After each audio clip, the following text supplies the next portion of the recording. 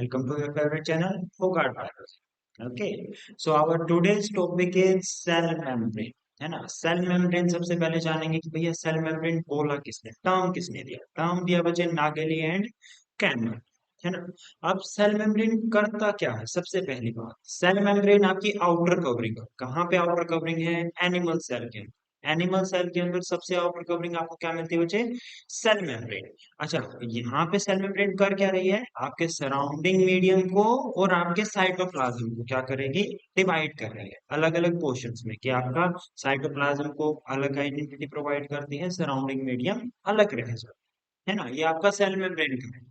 अब इसके अलावा सेल मेम्ब्रेन क्या रहती है, आपके साइटोप्लाज्म के अंदर भी बेसिकली इंक्लूडिंग न्यूक्लियस करते हैं, तो हम उसको बोलते हैं प्रोटोप्लाज्म, है ना। दिस इज योर प्रोटोप्लाज्म, जिसके अंदर क्या होगा बच्चे, आपका आपका साइटोप्लाज्म प्लस आपके क्या रहेगा, न्यूक्लियस, न्यूक्लियस का portion.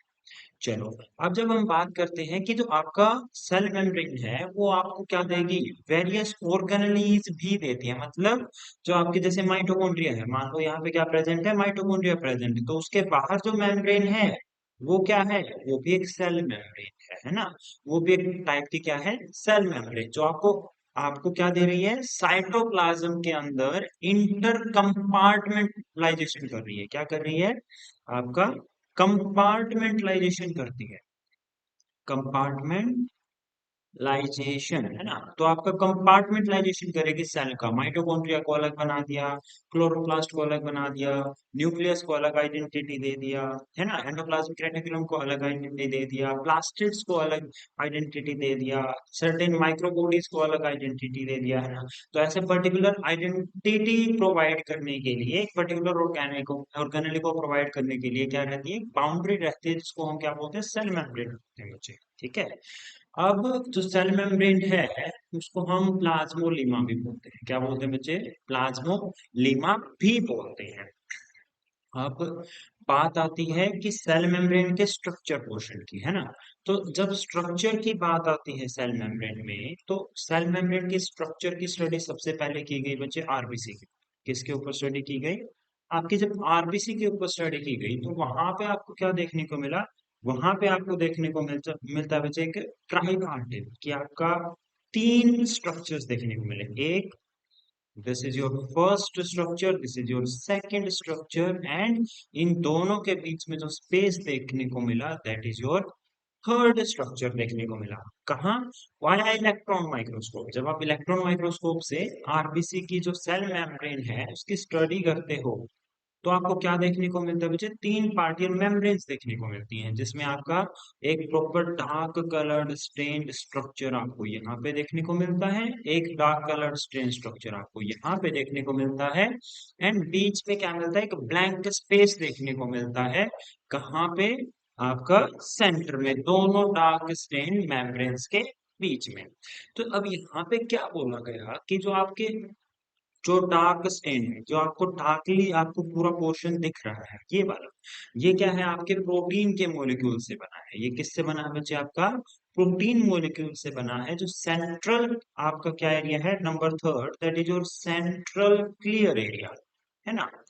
Central clear area present है। और आपका जो यहाँ पे सेंट्रल क्लियर एरिया में क्या मिलेगा, सेंट्रल क्लियर एरिया के अंदर आपकी क्या होती है, फोस्फोलिपिड्स की बाइलेयर होती है बच्चे। क्या होती है, फोस्फोलिपिड्स की बाइलेयर है।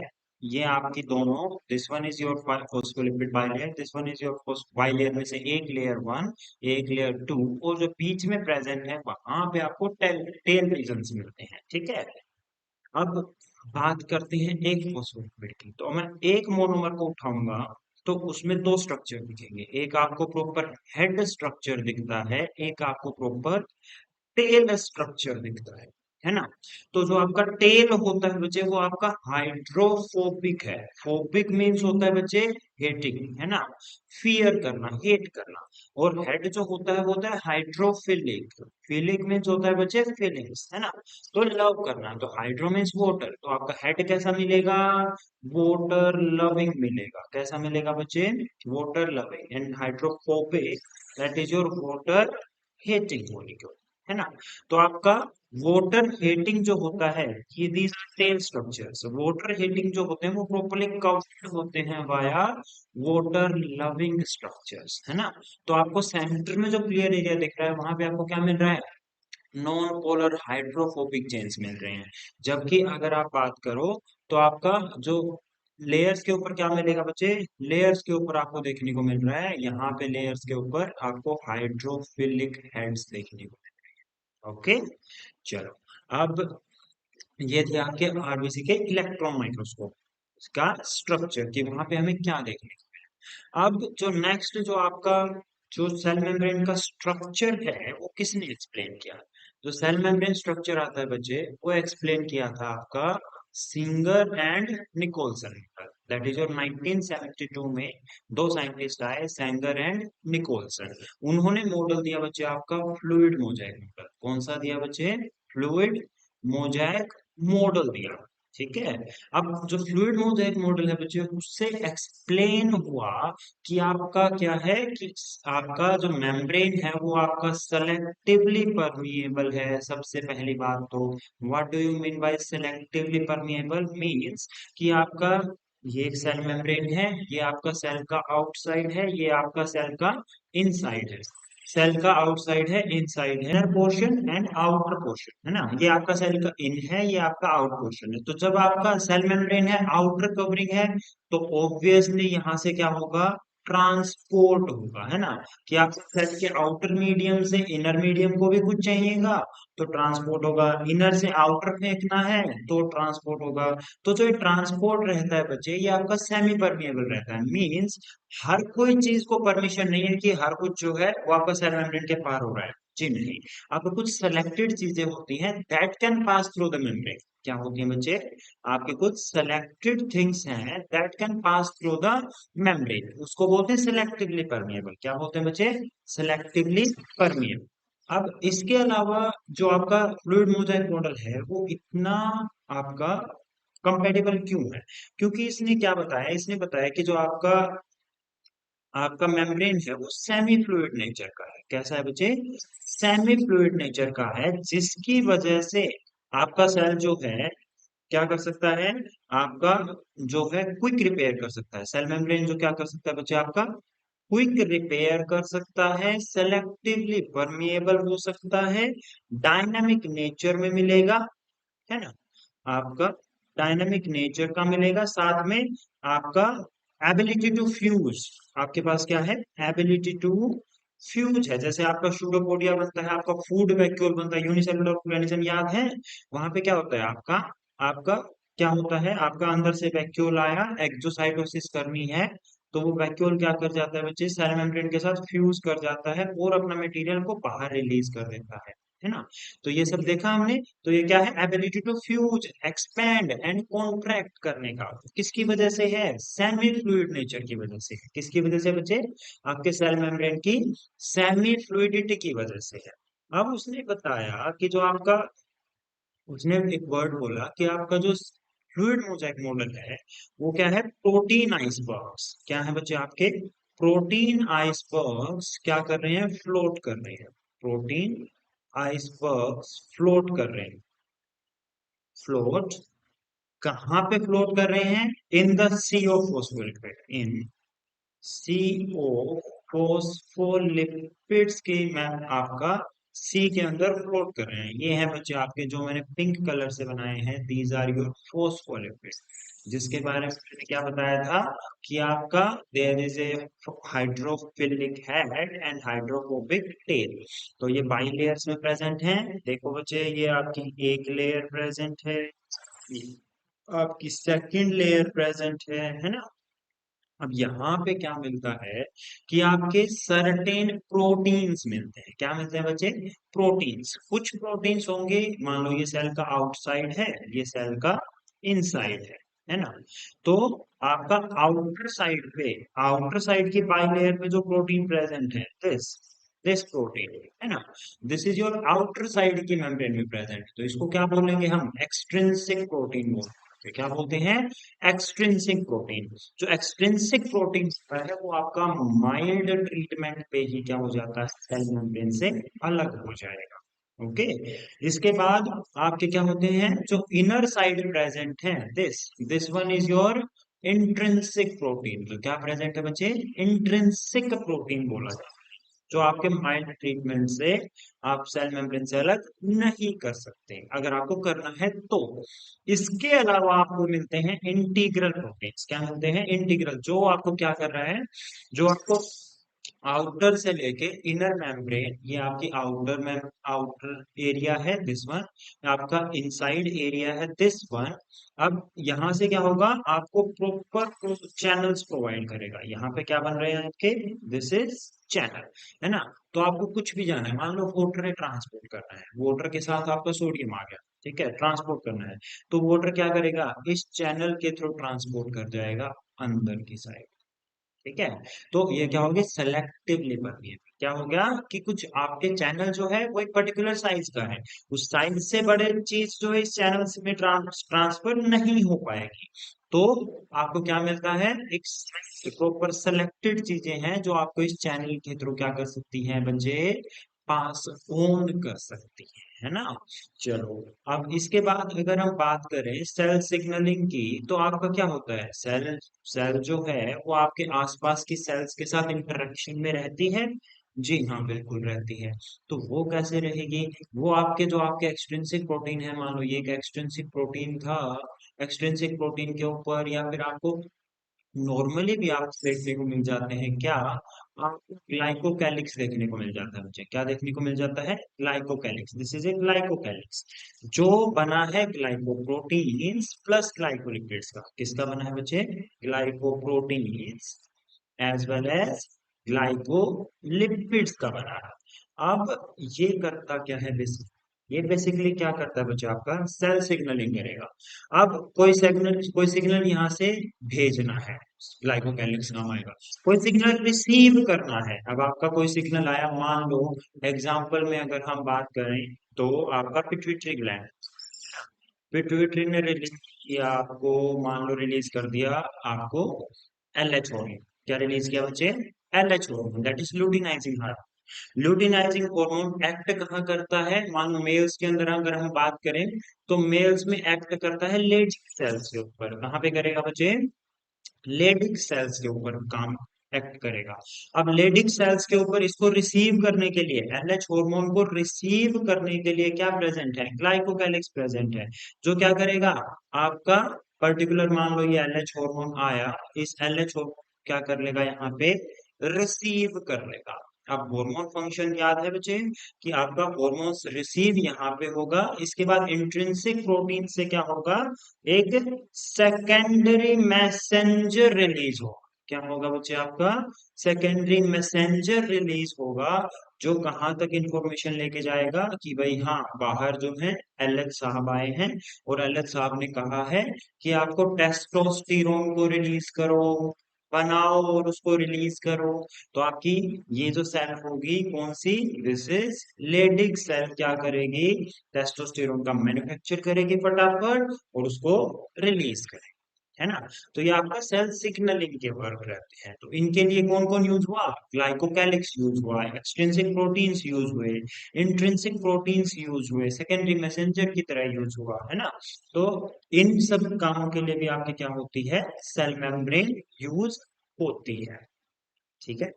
अब अगर एक्सट्रिंसिक प्रोटीन की बात करें तो इनको पेरिफेरल प्रोटीन्स भी बोलते हैं। एग्जांपल है बच्चे आपका स्पेक्ट्रिन प्रोटीन। कौन सा?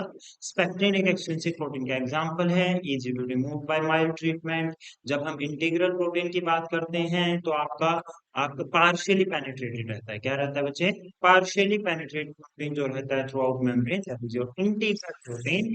लेकिन जो ट्रांस मेम्ब्रेन प्रोटीन है, दैट प्रोवाइड चैनल्स। जो आपका ट्रांस मेम्ब्रेन था वो था this one was your transmembrane protein, जो पूरे मेम्ब्रेन के बीच में क्या प्रोवाइड कर रहा है? आपको एक चैनल प्रोवाइड कर रहा है for the easy transport of selected molecules, है ना। अब इंट्रिंसिक प्रोटीन की बात करें तो आपका कैरियर की तरह एक्ट करता है ना।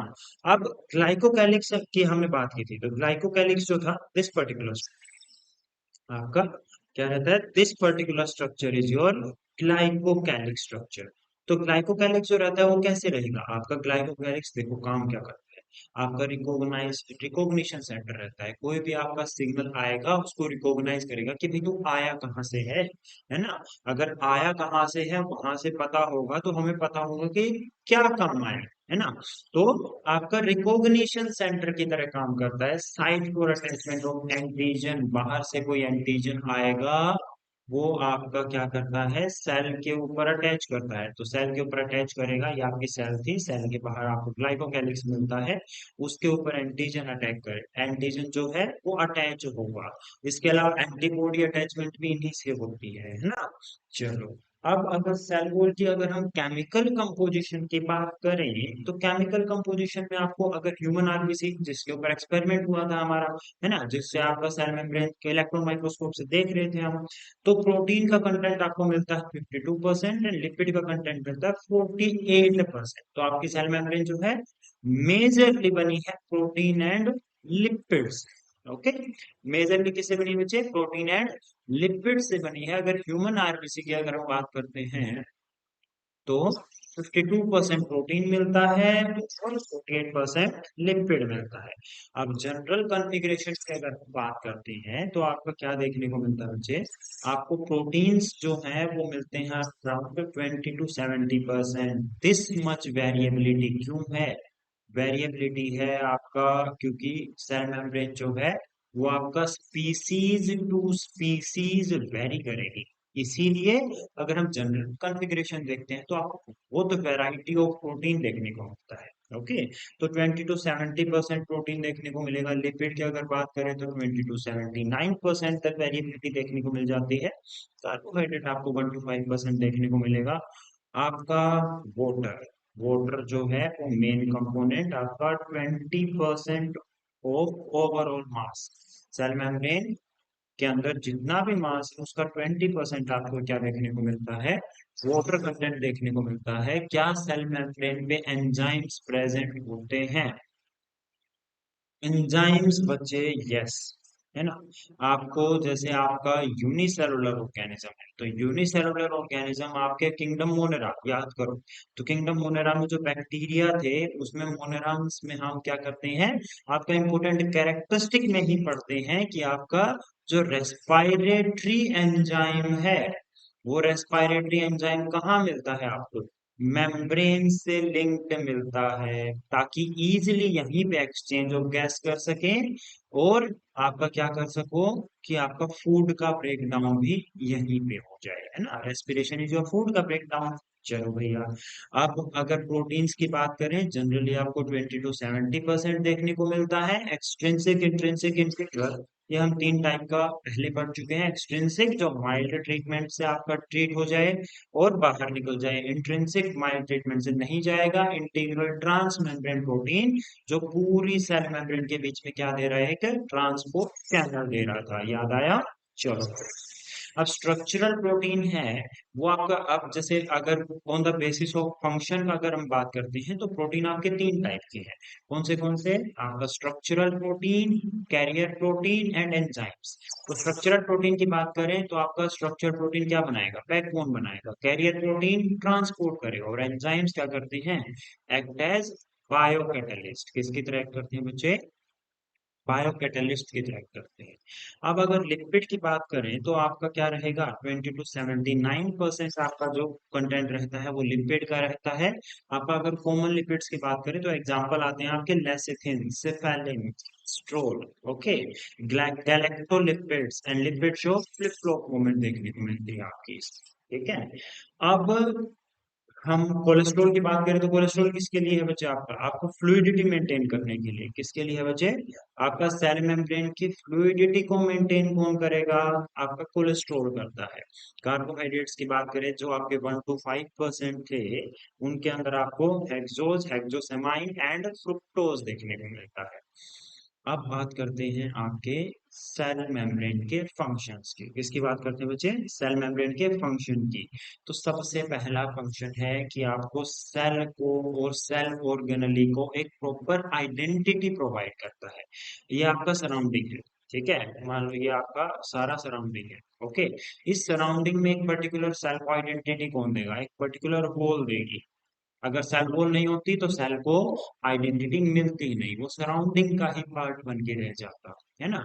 इसके अलावा जब प्रोटोप्लाज्म में माइटोकॉन्ड्रिया को आइडेंटिटी कौन प्रोवाइड कर रहा है, सेल ऑर्गेनेल को आइडेंटिटी कौन प्रोवाइड कर रहा है, कंपार्टमेंटलाइजेशन कौन कर रहा है, आपका सेल मेम्ब्रेन कर रहा है ना।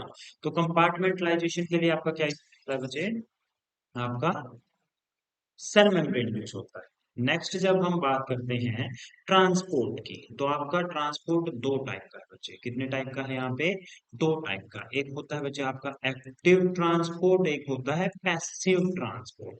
तो पैसिव ट्रांसपोर्ट में हम बात करें तो without the use of any ATP, ATP के यूज के बिना, विदाउट एटीपी यूजेज आप क्या कर लोगे, ट्रांसपोर्ट कर लोगे। कैसे कैसे कर सकते हो, याद आया, डिफ्यूजन एंड ओस्मोसिस किसके थ्रू होंगे, सेल मेम्ब्रेन के थ्रू होंगे। डिफ्यूजन क्या होता है, high concentration to low concentration, कोई भी particle, any particle, either it is solid, liquid और गैस।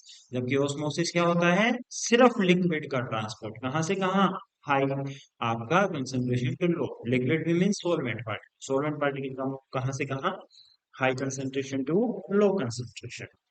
जबकि अगर एक्टिव ट्रांसपोर्ट की बात करें तो आपका एटीपी का यूज होगा, और इसको करने के लिए आपके पास क्या प्रेजेंट होते हैं, पंप्स प्रेजेंट होते हैं बच्चे। क्या प्रेजेंट होते हैं, वेरियस पंप्स प्रेजेंट होते हैं, है ना। अब पंप्स की अगर बात करें तो आपका कैसा होगा, देखो आपको क्या हुआ कि आपका ये सेल है, ठीक है, इसके ऊपर प्रेजेंट है ये वाला पंप, इसको हम बोलते हैं sodium and potassium exchange pump बोल रहे हैं इसको। अब ये एक्सचेंज पंप क्या करता है, अगर मान लो हाई आपका low concentration to high concentration, बाहर आपके सोडियम के पार्टिकल है, तीन चार है गिनती में, ठीक है, आपका अंदर पोटाशियम है बहुत कम, लेकिन सेल को क्या चाहिए, और सोडियम चाहिए। लेकिन सेल के अंदर पहले ही सोडियम की हाई कंसंट्रेशन है, Na बहुत सारा भरा हुआ है। फिर भी क्या करेगा, आपका जो सोडियम पोटाशियम एक्सचेंज पंप है, वो क्या करेगा, सोडियम को अंदर ले जाएगा, पोटाशियम के दो मॉलिक्यूल्स को बाहर फेंक देगा, है ना। तो पोटाशियम के दो मॉलिक्यूल्स को जो बाहर फेंक देगा बच्चे, वो क्या हो रहेगा आपका, वो क्या रहता है आपका, आपका जो है सोडियम पोटाशियम एक्सचेंज पंप्स रहते हैं, क्या रहते हैं, exchange pump. This is your type of active transport. इसका टाइप है बच्चे एक्टिव ट्रांसपोर्ट का है। इसके अंदर क्या होगा, एनर्जी का यूजेज होगा, एटीपी का यूज होगा। इसको फर्दर जब हम आपका ट्रांसपोर्ट इन में प्रोटीन करेंगे, सॉरी ट्रांसपोर्ट इन प्लांट्स करेंगे, तब आपका क्या हो जाएगा, कवर अप हो जाएगा, डोंट वरी। ओके, अब हेल्प इन फॉर्म सब सेलुलर ऑर्गेनेली, हमने बताया कंपार्टमेंटलाइजेशन करने के लिए, सब सेलुलर ऑर्गेनेलीज बनाने के लिए। आप देखो ग्लाइकोप्रोटीन ग्लाइको लिपिड्स दोनों मिलकर क्या बना रहे थे, ग्लाइकोकैलिक्स बना रहे थे। अब ग्लाइकोकैलिक्स सेल सिग्नलिंग के काम आ रहा था। आपका मैंने बोला एंटीजन और एंटीबॉडी दोनों अटैच करने के लिए, मतलब इम्यून रिस्पॉन्स के लिए। अगर आरबीसी के ऊपर कोई ग्लाइकोकैलिक्स प्रेजेंट है तो वो ब्लड ग्रुपिंग भी प्रोवाइड करता है। क्या प्रोवाइड करता है बच्चे, आपके various blood group, A blood group, B blood group, A B blood group, O blood group, है ना। तो ये आपके ब्लड ग्रुप्स भी प्रोवाइड करता है कौन, ग्लाइकोकैलिक्स। ओके, अब आपका ये फंक्शन भी हमने डिस्कस किया था कि आपका हार्मोन्स को रिसीव कौन करेगा, सेल मेम्ब्रेन करेगी। फिर सेकेंडरी मैसेंजर कहाँ से रिलीज होगा, इंट्रिंसिक प्रोटीन से रिलीज होगा। चलो भैया, अब इसके बाद अगर बात करें तो आपका पेरिफेरल, पेरिफेरल प्रोटीन्स कौन से थे आपके, याद करो, एक्सट्रिंसिक वाले। कौन से थे, एक्सट्रिंसिक वाले। वो एंजाइमेटिक एक्टिविटी करते हैं कि नहीं करते हैं, जी हाँ बिल्कुल करते हैं। अब अगर यूनिसेलुलर ऑर्गेनिज्म की बात करें तो आपका स्यूडोपोडिया, सीलिया फ्लैजिला,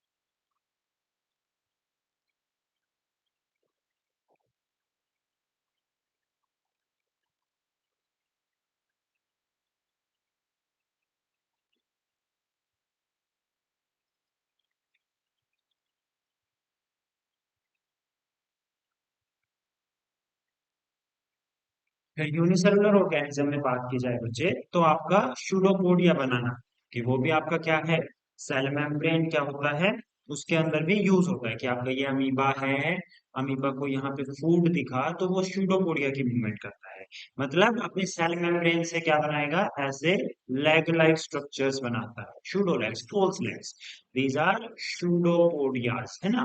तो वो भी आपका सेल मेम्ब्रेन को ही क्या करेगा, सेमी फ्लूइडिटी नेचर की वजह से उसको मूव कर पाएगा। सेल मेम्ब्रेन के ऊपर क्या होता है बच्चे, आपके वेरियस सेल्स के अंदर सेल मेम्ब्रेन के ऊपर क्या मिलेगा आपको, सेल ऑर्गेनेली, जैसे आपका सीलिया देखना है ना, कि आपके सीलिया क्या होते हैं, group of hair like structures जो रिथमिक मूवमेंट करते हैं, दीज आर सीलिया। और आपके क्या प्रेजेंट होते हैं, बड़े स्ट्रक्चर्स जो होते हैं हेयर लाइक, वो होते हैं बच्चे आपके फ्लैजिला, क्या होते हैं, flagella. Flagella can be present in group और कैन बी प्रेजेंट सिंगली, है ना। तो इनको भी एक्वायर कौन करता है, आपका सेल मेम्ब्रेन एक्वायर करता है ना। चलो, अब आप बात करते हैं एंडोसाइटोसिस की, किसके साथ बात करते हैं बच्चे, एंडोसाइटोसिस। एंडोसाइटोसिस क्या होता है, इनटेक ऑफ मटेरियल। आपका एंडोसाइटोसिस में क्या होगा, दो चीजें आती है, pinocytosis and phagocytosis. Phagocytosis is cell eating process, आपका अमीबा क्या कर रहा है, आपका फैगोसाइटोसिस कर रहा है। इसके अलावा आपकी बॉडी की इम्यून सिस्टम, याद करो इम्यून सिस्टम में कौन थे, आपके न्यूट्रोफिल्स थे। इसके अलावा आपके मोनोसाइट्स थे, है ना। तो ये दोनों क्या करते हैं, फैगोसाइटोसिस एक्टिविटी के थ्रू क्या करेंगे, आपकी बॉडी के अंदर फॉरेन बॉडीज को क्या करते हैं, किल करते हैं, फॉरेन पार्टिकल्स को क्या करेंगे, किल। तो वो भी आपका फैगोसाइटोसिस एक्टिविटी किसके थ्रू हो रही है, सेल मेम्ब्रेन के थ्रू, उसमें भी सेल मेम्ब्रेन का रोल रहता है ना। तो आपका क्या होगा, यहाँ पे देखो कि आपका ये न्यूक्लियस था, अगर अमीबा को फूड गेट करना है, दिस इज फूड पार्टिकल, तो वो सूडोपोडिया लाइक स्ट्रक्चर बना के पहले तो के पार्टिकल के पास जाएगा, और फूड को क्या करेगा, एक फूड पॉकेट बना के क्या बना लेगा, फूड पॉकेट बनाएगा। उसके बाद क्या होगा, उस फूड को क्या करेगा, प्रॉपरली आपका मेम्ब्रेन को फ्यूज कर देगा, this will be your food particle, this will be your nucleus, है ना। चलो, तो आपका पार्ट, अब ये क्या बन गया, फूड वैक्यूल बन गया, क्या बन गया बच्चे, फूड वैक्यूल है किसका पार्ट, ये किसका पार्ट है, सेल मेम्ब्रेन का, है ना। क्योंकि सेल मेम्ब्रेन ने चारों तरफ क्या किया, उसको क्या कर दिया, इंगल्फ कर लिया, और फिर उसको फ्यूज कर दिया। अब फ्यूज करने के बाद ये क्या हो जाएगा, आपके सेल के अंदर आ जाएगा। फ्यूज करने के बाद ये सेल के अंदर आ गया, इसके अंदर ये फूड पार्टिकल हो गया, this will be your nucleus, है ना। अब क्या होगा, यहाँ पे डाइजेशन भी हो रहा है, आपके साइटोप्लाज्म से डाइजेस्टिव एंजाइम्स इसके अंदर रिलीज होंगे, फिर आपका ब्रेक डाउन होगा, है ना।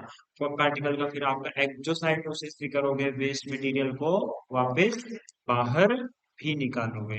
तो वेस्ट मटेरियल जब बाहर निकालते हैं तो आपका ये आपका एक्सोसाइटोसिस हो रही है, तो यहाँ से वेस्ट मटेरियल बाहर को जा रहा है ना। तो उसके लिए भी आपका क्या हो रहा है, आपका जो फूड वैक्यूल था, जो डाइजेशन के बाद एब्जॉर्प्शन के बाद जो वेस्ट मटेरियल बचा इसके अंदर, this is your waste material, उसको भी क्या किया, कि आपको सेल मेम्ब्रेन वापस से आके यहाँ पे फ्यूज होगी, वैक्यूल की मेम्ब्रेन जो वापस से आके सेल मेम्ब्रेन के अंदर फ्यूज होगी, और आपका अंदर का मटेरियल बाहर निकाल, है ना, समझ आया।